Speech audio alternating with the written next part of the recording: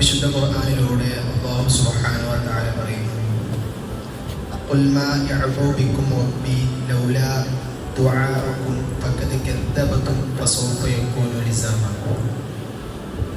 നബിയെ, നിങ്ങളുടെ പ്രാർത്ഥനയില്ലെങ്കിൽ എൻ്റെ രക്ഷിതാവ് നിങ്ങൾക്ക് എന്ത് പരിഗണന നൽകാനാണ്?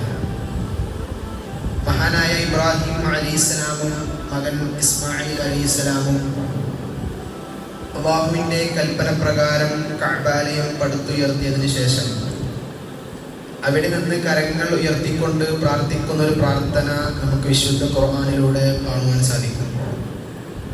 റബ്ബന തഖബ്ബൽ മിന്നാ, റബ്ബേ ഞങ്ങളിൽ നിന്ന് സ്വീകരിക്കണമേ.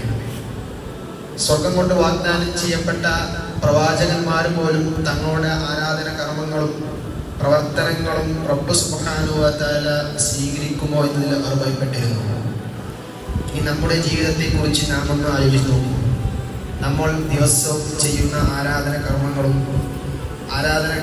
നന്മകളും റബ്ബ് സുബ്ഹാനഹു വ തആല സ്വീകരിക്കുമോ എന്ന് നമുക്കറിയില്ല. നാം ചെയ്യുന്ന ഓരോ കർമ്മങ്ങളും പ്രവർത്തനങ്ങളും റബ്ബ് സുബ്ഹാനഹു വ തആല സ്വീകരിക്കണമെങ്കിൽ നാം നിരന്തരം പ്രാർത്ഥിക്കേണ്ടതുണ്ട്. നാം ചെയ്യുന്ന ഓരോ പ്രവർത്തനങ്ങളും റബ്ബ് സുബ്ഹാനഹു വ തആല സ്വീകരിക്കുമാറാകട്ടെ. വആഖിറു ദഅ്വാനാ അൽഹംദുലില്ലാഹി റബ്ബിൽ ആലമീൻ. അസ്സലാമു അലൈക്കും വറഹ്മത്തുള്ളാഹി വബറകാതുഹു.